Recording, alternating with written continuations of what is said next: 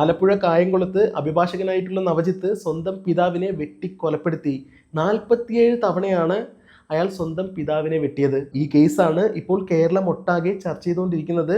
നവജിത്ത് ഇത്രയും വലിയൊരു ക്രൂരത സ്വന്തം മാതാപിതാക്കളോട് കാണിക്കാനുള്ള കാരണം എന്താണ്? ആ ദിവസം യഥാർത്ഥത്തിൽ എന്താണ് സംഭവിച്ചത്? അഭിഭാഷകനായിട്ടുള്ള നവജിത്ത് രാസലഹരി ഉപയോഗിക്കാറുണ്ട് എന്ന് പറയപ്പെടുന്നുണ്ട്. യഥാർത്ഥത്തിൽ ആ ഒരു കാരണം കൊണ്ടാണോ അയാൾ ഈ ഒരു പ്രവൃത്തി ചെയ്തത്? നമുക്ക് നോക്കാം എന്തായിരിക്കും അവിടെ സംഭവിച്ചിട്ടുണ്ടാവുക എന്ന്. അതുകൂടാതെ നമ്മുടെ എല്ലാം വീടുകളിൽ ഇങ്ങനെ സംഭവിക്കാതിരിക്കണമെങ്കിൽ നമ്മൾ എന്തെല്ലാം ചെയ്യണം എന്നുള്ള കാര്യവും നമുക്ക് നോക്കാം. നടരാജൻ സിന്ധു ദമ്പതികൾക്ക് 3 മക്കളാണുള്ളത്. അതിലെ മൂത്തയാളാണ് നവജിത്ത്. സാമ്പത്തികമായിട്ട് വളരെയേറെ ഉയർന്നു നിൽക്കുന്ന ഒരു കുടുംബമാണ് അവരുടേത്. നടരാജൻ കുറേ കാലം ഗൾഫിലായിരുന്നു. ഇപ്പോൾ നാട്ടിൽ ചില ബിസിനസ് എല്ലാം തന്നെ ചെയ്തു വരികയാണ്. നടരാജൻ സിന്ധു ദമ്പതികൾക്ക് 3 മക്കളാണ് എന്ന് പറഞ്ഞില്ലേ? ഇതിലെ നവജിത്ത് ഒഴികെ ബാക്കി 2 പേരും തരക്കേടില്ലാത്തൊരു സ്ഥാനത്താണ് സമൂഹത്തിലുള്ളത്. എന്നാൽ നവജിത്തിന്റെ കാര്യം നോക്കുകയാണെങ്കിൽ അച്ഛൻ നടരാജന് സമാധാനമേ ഉണ്ടായിരുന്നില്ല. എല്ലാ ദിവസവും ഓരോരോ പ്രശ്നങ്ങളാണ്. പ്രശ്നങ്ങൾ എന്ന് പറയുമ്പോൾ ഇപ്പോൾ വെളിയിൽ വരുന്ന റിപ്പോർട്ട് അനുസരിച്ച് അതിൽ ഒരുപാട് കാര്യങ്ങൾ പറയുന്നുണ്ട്. അതിൽ ഒന്നാമത്തേത് രാസലഹരി ഉപയോഗം, മദ്യപാനം, ഇതുപോലുള്ള മയക്കുമരുന്നുകളുടെ ഉപയോഗം, ഇതെല്ലാം തന്നെയാണ്. അടുത്തതായിട്ട് പറയുന്നത് ഒന്നിനോടും ഉത്തരവാദിത്തം കാണിക്കുന്നില്ല എന്നുള്ളതാണ്. ഒരു പക്ഷേ ഇപ്പോൾ ഉണ്ടായ ഈ ഒരു പ്രവൃത്തിക്ക് കാരണവും ഈ ഒരു ഉത്തരവാദിത്തത്തെ ചൊല്ലിയുള്ള തർക്കമാണ്. 29-ാം തീയതി ബാർ കൗൺസിൽ എക്സാം എഴുതാൻ വേണ്ടിയിട്ട് നവജിത്ത് എറണാകുളത്തേക്ക് വന്നിട്ടുണ്ടായിരുന്നു. പക്ഷേ ആ ഒരു എക്സാം നവജിത്ത് എഴുതിയിട്ടുണ്ടായിരുന്നില്ല. നേരെ മറിച്ച് മറ്റൊരു സ്ഥലത്ത് റൂം എടുത്തിട്ട് അവിടെ രാസലഹരി ഉപയോഗിക്കുകയായിരുന്നു നവജിത്ത്. അതുമാത്രമല്ലാതെ ഈ ഒരു രാസലഹരി ഉപയോഗിച്ച ശേഷം എറണാകുളത്ത് തന്നെയുള്ള സഹോദരിയുടെ വീട്ടിലേക്ക് പോയിട്ടുണ്ടായിരുന്നു. അവിടെ ചെന്ന് ഒരുപാട് തർക്കങ്ങളൊക്കെ ഉണ്ടായിട്ടുണ്ട്. അതിനുശേഷം ഈ സഹോദരിയാണ് നവജിത്തിനെ ഈ പറയുന്ന കായംകുളത്തേക്കുള്ള വീട്ടിലേക്ക് ആക്കുന്നത്. ബാർ കൗൺസിൽ എക്സാം എഴുതാൻ പോയിട്ട് നവജിത്ത് ആ ഒരു എക്സാം എഴുതിയില്ല. അത് മാത്രമല്ലാതെ ഈ രീതിയിൽ രാസലഹരി എല്ലാം തന്നെ ഉപയോഗിച്ചു. പെങ്ങളുടെ വീട്ടിലേക്ക് പോയിട്ട് അവിടെ ഒരുപാട് പ്രശ്നങ്ങൾ ഉണ്ടാക്കി. ഈ ഒരു കാര്യം കൊണ്ട് തന്നെ നടരാജൻ നവജിത്തുമായിട്ട് വലിയ രീതിയിലുള്ള വാക്കുതർക്കത്തിൽ ഏർപ്പെടുകയാണ്. അതുകൂടാതെ നവജിത്ത് ചെയ്യുന്ന ഓരോരോ കാര്യങ്ങളെ പറ്റിയിട്ട് വീണ്ടും വീണ്ടും ആവർത്തിച്ച് പറഞ്ഞ് അറിയാലോ ഓരോ വീട്ടിൽ സംഭവിക്കുന്ന കാര്യങ്ങൾ. തീർച്ചയായിട്ടും ആ വീട്ടിലെ മാതാപിതാക്കൾ അവനെ നല്ല രീതിയിൽ ശാസിക്കുമെന്ന് പറയുന്ന സമയത്ത് അപ്പോൾ ചെയ്ത തെറ്റിന് മാത്രമായിരിക്കില്ല പറയുക. മുമ്പ് അവൻ എന്തെല്ലാം ചെയ്തിട്ടുണ്ടോ ആ കാര്യങ്ങളെല്ലാം തന്നെ എണ്ണി എണ്ണി എണ്ണി പറഞ്ഞ് ഇങ്ങനെ ശാസിച്ചു കൊണ്ടേയിരിക്കും. 30-ാം തീയതി രാവിലെ മുതൽ നവജിത്ത് വീട്ടിലിരുന്നു കൊണ്ട് ഈ പറയുന്ന രാസലഹരി ഉപയോഗിക്കുകയും അതുകൂടാതെ മദ്യപിക്കുകയും എല്ലാം തന്നെ ചെയ്തുകൊണ്ടിരിക്കുകയായിരുന്നു. രാത്രിയോടുകൂടി ഈ പറയുന്ന നടരാജൻ നവജിത്തിനെ നല്ല രീതിയിൽ ചീത്ത പറയും. ഏതൊരു പിതാവും ചീത്ത പറയുന്നല്ല, വീട്ടിൽ നിന്നും ഇറക്കി വിടാനുള്ള സാധ്യതയും ഒരുപാട് കൂടുതലാണ്. എന്തായാലും ഇവർ തമ്മിൽ നല്ല രീതിയിലുള്ള തർക്കങ്ങൾ ഉണ്ടായിട്ടുണ്ട്. ആ ഒരു തർക്കം മൂക്കുന്നതിനിടയ്ക്കാണ് നവജിത്ത് തൻ്റെ കയ്യിൽ കിട്ടിയ ആ ഒരു കൊടുവാളെടുത്തിട്ട് അച്ഛനെ ഇങ്ങനെ മൃഗീയമായിട്ട് വെട്ടുന്നത്. മുഖത്തും കണ്ണിലും തലയുടെ ഭാഗത്താണ് ഏറ്റവും കൂടുതൽ വെട്ടിയത് എന്നാണ് പറയുന്നത്. 47 വെട്ട് വെട്ടിയിട്ടുണ്ട്. അതുകൂടാതെ ഇവർ ചോറ് വിളമ്പി വെച്ചിട്ടുണ്ട് അവരുടെ ആ ഒരു ഡൈനിങ് ടേബിളിൽ എന്ന് പറയുന്നു. ചോറ് വിളമ്പി വെച്ച ആ അമ്മയെയും വെട്ടിയിട്ടുണ്ട് അവൻ.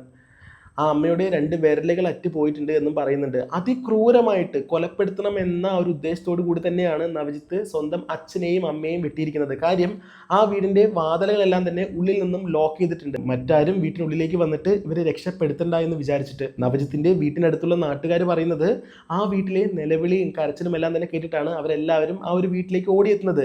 അവരെത്തുന്ന സമയത്ത് അവർക്ക് ജനലിലൂടെ ഉള്ളിൽ നടക്കുന്ന കാര്യങ്ങൾ കാണാമായിരുന്നു എന്നാണ് പറയുന്നത്. ഈ പറയുന്ന നവജിത്തിന്റെ മാതാവും പിതാവും ഉള്ളിൽ വെട്ടേറ്റ് വീണ് രക്തമെല്ലാം തന്നെ വാർന്നു കിടക്കുന്നത് വെളിയിൽ നിന്നും എല്ലാവർക്കും കാണാൻ കഴിയുമായിരുന്നു. നവജിത്തിന്റെ വീട്ടിനടുത്തേക്ക് ഓടിക്കൂടിയ നാട്ടുകാരിലെ ഒരാളാണ് പോലീസ് സ്റ്റേഷനിലേക്ക് വിളിച്ചിട്ട് ഈ ഒരു കാര്യം പറയുന്നത്. പോലീസുകാർ വളരെ പെട്ടെന്ന് തന്നെ ഈ സംഭവം നടക്കുന്ന ഈ വീട്ടിലേക്ക് വരികയും ചെയ്തു. വരുന്ന സമയത്ത് നവജിത്ത് ആ വീടിൻ്റെ ഉള്ളിൽ തന്നെ താഴ്ഭാഗത്ത് തന്നെ 2 നില വീടാണ്, താഴ്ഭാഗത്ത് തന്നെ ഇരിക്കുകയാണ്. പക്ഷേ പോലീസുകാർ വന്നു എന്ന് അറിഞ്ഞത് കൊണ്ടാണെന്ന് തോന്നുന്നു നവജിത്ത് ആ വീടിൻ്റെ ഫസ്റ്റ് ഫ്ലോറിലേക്ക് പോയി അവിടെ ചെന്നിട്ട് 2 ഡമ്മികൾ താഴെ കിടക്കുന്നുണ്ട് എന്നൊക്കെ പറഞ്ഞിട്ട് വല്ലാത്തൊരു വെപ്രാളം കാണിക്കുകയും അതുപോലെ തന്നെ എന്താ പറയുക വല്ലാത്തൊരു വിഭ്രാന്തി കാണിക്കുകയൊക്കെ ചെയ്യുമായിരുന്നു. നവജിത്തിനെ അനുനയത്തിലൂടെ കീഴ്പ്പെടുത്താനായിട്ട് ഓരോരോ കാര്യങ്ങൾ പറഞ്ഞിട്ട് അവനെ ശാന്തമാക്കാനായിട്ട് പോലീസുകാർ ഒരുപാട് ശ്രമിച്ചിട്ടുണ്ടായിരുന്നു. പക്ഷേ എന്തൊക്കെ പറഞ്ഞിട്ടും അവൻ അടങ്ങുന്നില്ല. അവൻ ഈ വിളിച്ചുകൊണ്ടിരിക്കുകയാണ്. അങ്ങനെയാണ് പോലീസുകാർ ആ വീടിൻ്റെ പുറകിലെ വാതിൽ ചവിട്ടി പൊളിച്ചിട്ട് ആ വീട്ടിനുള്ളിലേക്ക് കയറുന്നത്. ഉള്ളിൽ കണ്ട കാഴ്ച എന്ന് പറയുന്നത് നവജിത്തിന്റെ അച്ഛനായിട്ടുള്ള നടരാജന്റെ മുഖം തിരിച്ചറിയുന്നില്ല. കണ്ണിന്റെ ഭാഗവും മൂക്കിന്റെ ഭാഗവും വായിന്റെ ഭാഗമൊക്കെ ഓരോരോ ഭാഗം മാറി കിടക്കുകയാണ്. ആ രീതിയിൽ അവൻ വെട്ടിക്കൂട്ടിയിട്ടുണ്ട്. സോ വീട്ടിനുള്ളിൽ കയറി 2 പേരെയും പെട്ടെന്ന് ഹോസ്പിറ്റലിലേക്ക് എത്തിക്കാനുള്ള കാര്യങ്ങളെല്ലാം തന്നെ ചെയ്യുന്നു. ഇതിന് ശേഷമാണ് നവജിത്തിനെ പിടിക്കാനായിട്ട് പോലീസുകാർ ഫസ്റ്റ് ഫ്ലോറിലേക്ക് പോകുന്നത്. ഇങ്ങനെ പോകുന്ന സമയത്ത് അവൻ ഓരോരോ കാര്യങ്ങളും എന്താ പറയുക നോർമൽ അല്ലാത്ത അബ്നോർമൽ ആയിട്ടുള്ള ഓരോരോ കാര്യങ്ങളൊക്കെ കാണിച്ചുകൊണ്ടിരിക്കുകയായിരുന്നു. ഒരുപാട് ബുദ്ധിമുട്ടിയിട്ടാണ് പോലീസുകാർ അവനെ കീഴ്പ്പെടുത്തിയത് എന്നാണ് പറയുന്നത്. എന്തായാലും പോലീസുകാർ നവജിത്തിനെ അറസ്റ്റ് ചെയ്ത് നേരെ സ്റ്റേഷനിലേക്ക് കൊണ്ടുപോയി. അവൻ്റെ ഈ ലഹരിയുടെ കെട്ടൊക്കെ ഒന്ന് അടങ്ങിയ സമയത്ത് പോലീസുകാർ അവനോട് ചോദിച്ചു, എന്തിനു വേണ്ടിയാണ് നീ ഇത്രയും വലിയൊരു ക്രൂരത ചെയ്തത്, ഇത്രയും വലിയൊരു പാപം ചെയ്തതെന്ന്. ഇതിന് മറുപടിയായിട്ട് അവൻ പറഞ്ഞത് അവൻ്റെ അച്ഛനോട് തോന്നിയ അടങ്ങാത്ത പകയാണ്, ദേഷ്യമാണ് എന്നാണ്. രാസലഹരി നീ ഉപയോഗിക്കാറുണ്ടോ എന്ന് ചോദിച്ചപ്പോൾ ഉപയോഗിക്കാറുണ്ട്, MDMA ഞാൻ ഉപയോഗിച്ചിട്ടുണ്ട് എന്നുള്ള കാര്യമെല്ലാം തന്നെ അവൻ സമ്മതിച്ചു. സ്വന്തം അച്ഛനോട് നവജിത്തിന് പക തോന്നാനുള്ള ഒന്നാമത്തെ കാരണം ഈ പറയുന്ന രാസലഹരി പരിപാടിയൊക്കെ ഉപയോഗിക്കുന്നത് തടഞ്ഞു, എതിർത്തു എന്നുള്ളതാണ്.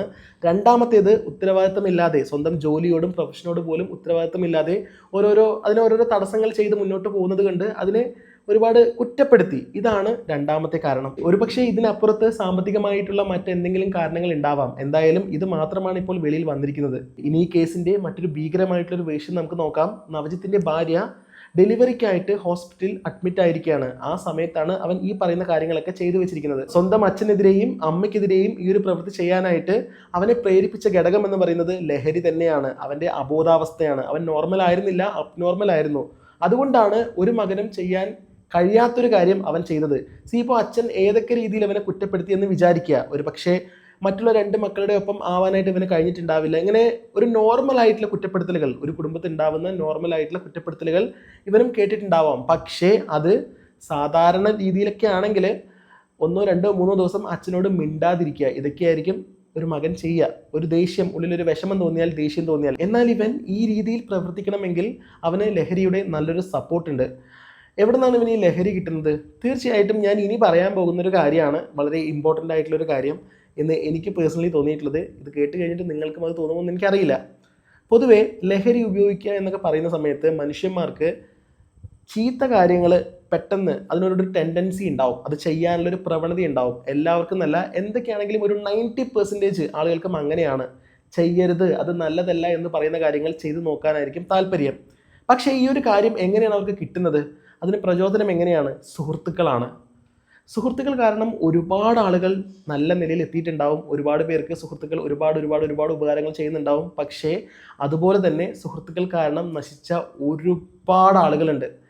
അതിലെ ഒന്നാമത്തെ കാര്യമാണ് ഈ പറയുന്ന ലഹരി. എന്തുകൊണ്ടാണ് ഇങ്ങനെയെന്ന് വെച്ചാൽ, സുഹൃത്ത് ബന്ധം പെട്ടെന്ന് കിട്ടാനായിട്ട്, ഒരു കണക്ഷൻ കിട്ടാനായിട്ട് ലഹരി ഭയങ്കര ഹെൽപ്ഫുൾ ആണ്. ചിലപ്പോൾ ഒരുപക്ഷെ നിങ്ങൾക്കും അറിയുമായിരിക്കും, മദ്യപിക്കുക എന്ന് പറയുന്ന സമയത്ത് അതിന് വേണ്ടിയിട്ടൊരു കൂട്ടായ്മ ഉണ്ടാവും, അതിന് വേണ്ടിയിട്ടൊരു സുഹൃത്ത് വലയം ഉണ്ടാവും. അതുപോലെ തന്നെ സ്മോക്കിംഗ് ആണെങ്കിലും മറ്റ് ഹാൻഡ്സ് അതുപോലുള്ള ഏത് രീതിയിലുള്ള ലഹരി വസ്തുക്കളാണെങ്കിലും അതിന് വേണ്ടിയിട്ടൊരു പ്രത്യേക കൂട്ടായ്മ ഉണ്ടാവും.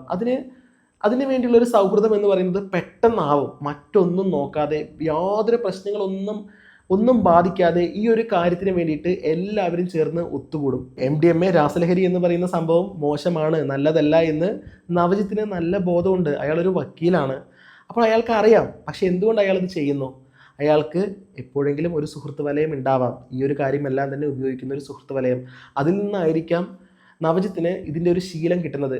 ചില ആളുകൾ ഇതുപോലുള്ള കാര്യങ്ങൾ ശീലിച്ചു കഴിഞ്ഞാൽ അവർക്ക് പറ്റില്ല എന്ന് തോന്നിയാൽ ചിലവർ നിർത്തിയിട്ട് പോകും. അത് വളരെ റെയറാണ്. കൂടുതൽ ആളുകളും ഇതിന് അടിമപ്പെടും. വീണ്ടും വേണമെന്ന ആഗ്രഹം പ്രകടിപ്പിച്ചുകൊണ്ടേയിരിക്കും. നവജിത്തിന് ഈ ഒരു രാസലഹരി ആരാണോ പരിചയപ്പെടുത്തി കൊടുത്തത്, അയാൾ ഇവൻ ഇത് ഉപയോഗിച്ച് നശിക്കട്ടെ എന്നൊരു ടെൻഡൻസിയോട് കൂടിയൊന്നും ആയിരിക്കില്ല കൊടുക്കുക. ഒരു പക്ഷേ നമ്മൾക്കിത് എന്താണെന്ന് അറിയാടാ, നല്ല സുഖമായിരിക്കും, നല്ലൊരു അവസ്ഥയാണ്, ഇത് ചെയ്തു കഴിഞ്ഞാൽ പിന്നെ മറ്റൊന്നും അറിയണ്ട എന്നൊക്കെ പറഞ്ഞിട്ട് ആ ഒരു അവസ്ഥ, ഞാൻ അനുഭവിച്ച ആ ഒരു കാര്യം ഇവനും കൂടെ അനുഭവിക്കട്ടെ എന്ന് പറഞ്ഞിട്ട് അവനെയും കൂടി ഇതിലേക്ക് പങ്കുചേർക്കുകയാണ്. ഇങ്ങനെ ഈ ലഹരി ഉപയോഗിക്കുന്ന കാര്യത്തിൽ പങ്കുചേർക്കാനായിട്ടുള്ള താല്പര്യം ഒരുപാട് കൂടുതലായിരിക്കും. ഇത് ഉപയോഗിക്കാത്ത ഒരാളെ ഇത് ഉപയോഗിക്കാനായിട്ട് പ്രേരിപ്പിക്കുക, അല്ലെങ്കിൽ അവനെയും കൂടെ ഇതിന് ചേർക്കുക എന്നുള്ളത് വളരെ ഇൻട്രസ്റ്റിംഗ് ആയിട്ടുള്ളൊരു കാര്യമാണ്. എല്ലാവർക്കും ഭയങ്കര താല്പര്യമാണ്. അതിന് വേണ്ടിയിട്ട് പണമൊന്നും ഒരു പ്രശ്നമേ ആയിരിക്കില്ല. അങ്ങനെ ആ ഒരു ഇൻട്രസ്റ്റിൻ്റെ ബേസിലായിരിക്കും ആ ഒരു സുഹൃത്ത്, ആ ഒരു സുഹൃത്ത് ഇത് അവന് കൊടുത്തിട്ടുണ്ടാവുക. പക്ഷേ അവൻ അതിൻ്റെ അടിമയായിട്ട് മാറി. നമ്മുടെ വീടുകളിൽ ഇത് സംഭവിക്കാതിരിക്കാനായിട്ട് എന്തെല്ലാമാണ് ചെയ്യാൻ പറ്റുക എന്ന് ചോദിച്ചു കഴിഞ്ഞാൽ, നമ്മളുടെ മക്കൾ ഇത് ഉപയോഗിക്കാതിരിക്കണം. അങ്ങനെയെങ്കിൽ അവരുടെ കൂട്ടുകെട്ട് ആരാണ്, അവർ ആരുടെ കൂടെയാണ് പോകുന്നത് എന്നുള്ള കാര്യം കൃത്യമായിട്ട് മാതാപിതാക്കൾ അറിയണം. ഒരു കൗമാര കാലഘട്ടത്താണ് ഇവരെല്ലാം തന്നെ ഇത് സ്റ്റാർട്ട് ചെയ്യുക. ഞാൻ സിമ്പിളായിട്ടൊരു കാര്യം പറയട്ടെ. ഒരു കൗമാര കാലഘട്ടത്തിൽ ഇവർ സ്കൂളിൽ പഠിക്കുന്ന, +2 പഠിക്കുന്ന, +1 പഠിക്കുന്ന, പോട്ടെ ഇപ്പോൾ 10ാം ക്ലാസ്സിൽ പഠിക്കുന്ന ഒരു കുട്ടി സ്മോക്കിംഗ് ചെയ്യാനായിട്ട് ആരംഭിച്ചു എന്ന് പറയുമ്പോൾ അവനൊരു സുഹൃത്ത് വലയം ഉണ്ടാവും. അതിൽ ഒരാൾ പോയിട്ട് ഈ കാര്യം മേടിക്കും, എന്നിട്ട് എല്ലാവരും കൂടെ ഷെയർ ചെയ്ത് വിളിക്കും. കൂടുതൽ ആളുകളും അത് അപ്പോൾ കുറച്ച് ദിവസത്തെ ഒരു ക്യൂരിയോസിറ്റിൻ്റെ പേരിൽ അത് നോക്കും. ചില ആളുകൾ അതൊരു അഡിക്ഷൻ ആക്കിയിട്ട് തുടർന്ന് വീണ്ടും അത് ലൈഫ് ലോങ് കൊണ്ടുപോയിക്കൊണ്ടേയിരിക്കും. ചിലവരത് അപ്പം തന്നെ നിർത്തിയിട്ട് പോയിട്ടുണ്ടാവും. പക്ഷേ ഈ ലൈഫ് ലോങ് കൊണ്ടുപോകുന്നവൻ തീർച്ചയായിട്ടും അതിൻ്റെ കാരണം കൊണ്ട് തന്നെയായിരിക്കും അവൻ ഇല്ലാതാവുന്നത്. ഈ ഒരു സുഹൃത്ത് പറയാണ് എനിക്കൊന്ന് സ്മോക്ക് ചെയ്യണമെന്ന്. ഇത് കേട്ടിട്ട് അവൻ്റെ യഥാർത്ഥ സുഹൃത്ത് തിരിച്ച് മറുപടിയായിട്ട് പറയണം, നീ അത് ചെയ്യേണ്ട, അത് നല്ലതൊന്നുമല്ല, എന്തിനാണ് വെറുതെ വലിച്ചു കയറ്റുന്നത്, ഭയങ്കര മോശമുണ്ട് കേട്ടോ, ഒരുപാട് കേസുകൾ ഇപ്പോൾ വരുന്നുണ്ട്, ഒരുപാട് പേര് സ്പോട്ടിൽ ആൾ പോകുന്നുണ്ട്, ഹാർട്ട് അറ്റാക്ക് വരുന്നുണ്ട്, വെറുതെ ആവശ്യമില്ലാത്തൊന്നും ചെയ്യല്ലേ എന്ന് പറഞ്ഞിട്ട് അവനെ അതിൽ നിന്നും പിന്തിരിപ്പിക്കാമെന്ന് വിചാരിക്കുക. ഇത് വളരെ റെയർ കേസാണ്. ഇങ്ങനെയുള്ള കാര്യങ്ങൾ സംഭവിക്കുക എന്ന് പറയുന്നത് വളരെ റെയറാണ്. സിഗരറ്റ് വലിച്ചുകൊണ്ടിരിക്കുന്നതിനിടയ്ക്ക് വലിക്കാത്ത ഒരുത്തിന് അപ്പുറത്തുണ്ടെങ്കിൽ ഒന്ന് വലിച്ചു നോക്ക്, നീയൊക്കെ ഒരു ആണാണ്, ഒന്ന് ഇടയ്ക്കൊക്കെ ഇതിൻ്റെ കാര്യങ്ങൾക്കൊന്നും അറിയണ്ടേ, ഒന്ന് വലിച്ചു നോക്കടാ എന്ന് പറഞ്ഞിട്ട് വലിക്കാൻ പ്രേരിപ്പിക്കുന്നവരായിരിക്കും കൂടുതലും. ഒരുപക്ഷെ ഇതുപോലൊരു മെത്തേഡിലൂടെ തന്നെയായിരിക്കും ഇവരും ഈ പറയുന്ന രാസലഹരിയും MDMAയും എല്ലാം തന്നെ ഉപയോഗിച്ച് തുടങ്ങുന്നത്. ഇവിടെ ഒരു കാര്യം ഞാൻ അടിവരയിട്ട് പറയുകയാണ്, എല്ലാ സുഹൃത്തുക്കളും മോശമാണ്, എല്ലാവരും ഇങ്ങനെ ഈ രീതിയിലേക്ക് വഴിതെറ്റിക്കാനായിരിക്കും ശ്രമിക്കുക എന്നല്ല കേട്ടോ പറയുന്നത്. നല്ല സുഹൃത്തുക്കളും ഒരുപാടുണ്ട്. പക്ഷേ മെജോറിറ്റി എന്ന് പറയുന്നത് ഇങ്ങനെയായിരിക്കും. സ്കൂളിൽ പഠിക്കുന്ന, കോളേജിൽ പഠിക്കുന്ന മക്കളുടെ പുറകെ ഇങ്ങനെ നടക്കാൻ പറ്റുമോ, ഇവരെന്താണ് ഉപയോഗിക്കുന്നത്, ആരുടെ കൂടെയാണ് കൂട്ടുകൂടുന്നത് എന്നുള്ള കാര്യമൊക്കെ നോക്കാനായിട്ട് പറ്റുമോ എന്നാണ് ചോദിക്കുന്നതെങ്കിൽ ഇത് വളരെ ഇമ്പോർട്ടൻ്റ് ആയിട്ടുള്ള കാര്യമാണ്. നമ്മൾ എത്ര കഷ്ടപ്പെട്ടാണ് അവരെ വളർത്തി വലുതാക്കുന്നത്, അവരെ നോക്കുന്നത്, അവർക്കൊരു അസുഖം വന്നു കഴിഞ്ഞാൽ നല്ല രീതിയിൽ വേദനിക്കുന്നത്. അപ്പോൾ ഈ ഒരു കാര്യം അവർ ചെയ്യുന്നുണ്ടോ എന്നുള്ളത് നമ്മൾ നോക്കിയേ പറ്റൂ. കാര്യം അവരുടെ ജീവിതത്തെ തന്നെ ഇല്ലാതാക്കുന്ന ഒരു കാര്യമാണ്. അപ്പോൾ വളരെ ഇമ്പോർട്ടൻ്റ് ആയിട്ട് അവരെന്തെല്ലാമാണ് ചെയ്യുന്നത്, അവർക്ക് ഒരു സാമാന്യ ബുദ്ധി വരുന്ന ഒരു പ്രായം ഉണ്ടാവും. അതുവരെ എന്താണ് ഇവർ ചെയ്യുന്നതെന്ന് അറിഞ്ഞേ പറ്റൂ. അതിന് വേണ്ടിയിട്ടുള്ള കാര്യങ്ങൾ എന്തോ ആയിക്കോട്ടെ, അവരുടെ ഇനി സ്വകാര്യതയിലേക്ക് കൈകടത്തി എന്നൊക്കെ പറയുകയാണെങ്കിൽ കൂടിയും നമ്മൾ അറിയണം അവർ ആരുടെ കൂടെയാണ് സംസാരിക്കുന്നത്, അവർ എവിടേക്കാണ് പോകുന്നത്, എന്താണ് ചെയ്യുന്നത് എന്നുള്ള കാര്യം വ്യക്തമായിട്ട് അറിയണം. അതിന് യാതൊരു വിട്ടുവീഴ്ചയും വിചാരിച്ചിട്ട് കാര്യമില്ല. അങ്ങനെ വിചാരിച്ചാൽ എൻ്റെ മകൻ എന്ത് വിചാരിക്കും, ഇത് ഞാൻ അവനെ ടോർച്ചർ ചെയ്യുന്ന പോലെ ആവോ, ചോദിക്കുന്നതുകൊണ്ട് എന്താ കുഴപ്പം, അവൻ ഇന്ന സ്ഥലത്താണ് എന്ന് അറിയുന്നതുകൊണ്ട് എന്താ കുഴപ്പം, യാതൊരു കുഴപ്പമില്ല. അവൻ്റെ ജീവിതം നശിച്ചു പോകുന്നതിനേക്കാളും എത്രയോ ബെറ്റർ അല്ലേ അത്. അതുകൊണ്ട് അവൻ ആരുടെ കൂടെയാണ് നടക്കുന്നത്, എന്തെല്ലാം ശീലമാണ് അവനുള്ളത് എന്നുള്ള കാര്യമൊക്കെ കൃത്യമായിട്ട് മനസ്സിലാക്കിയിരിക്കണം. റീസെൻ്റ്ലി നേര് എന്ന് പറയുന്ന ഒരു സിനിമ ലാലേട്ടൻ്റെ റിലീസായിട്ടുണ്ടായിരുന്നു, നല്ല വിജയിച്ച ഒരു സിനിമയായിരുന്നു. അതിലൊരു സീനുണ്ട്, ഈ പറയുന്ന ലാലേട്ടൻ്റെ മകൻ അവൻ സ്മോക്ക് ചെയ്തുകൊണ്ടിരിക്കുകയായിരുന്നു. പെട്ടെന്ന് ആൾക്ക് മനസ്സിലായി അവിടുന്ന് പുക വരുന്ന സമയത്ത്. അപ്പോൾ ലാലേട്ടനെ കണ്ടപ്പോൾ പെട്ടെന്ന് ആ സ്മോക്കിങ് ഇങ്ങനെ നിലത്തിട്ട് പോയി. ലാലേട്ടൻ അത് പോയിട്ട് ഇത് മറ്റേതല്ല എന്ന് പറഞ്ഞിട്ട് ആശ്വസിക്കുന്ന ഒരു രംഗമുണ്ട്.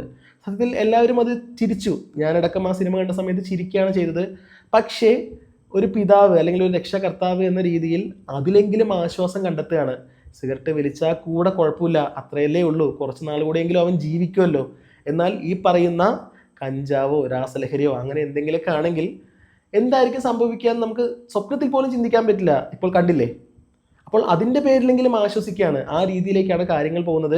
ഞാനിപ്പോൾ ഇത്രയൊക്കെ വിശദീകരിച്ച് നിനക്ക് പറയേണ്ട കാര്യമുണ്ടോ എന്നൊക്കെ ചോദിച്ചു കഴിഞ്ഞാൽ ഈ കേസുമായി ബന്ധപ്പെട്ട് നമുക്ക് ഇങ്ങനൊരു ഇൻഫർമേഷനാണ് എനിക്ക് പറയാൻ തോന്നുന്നുള്ളൂ.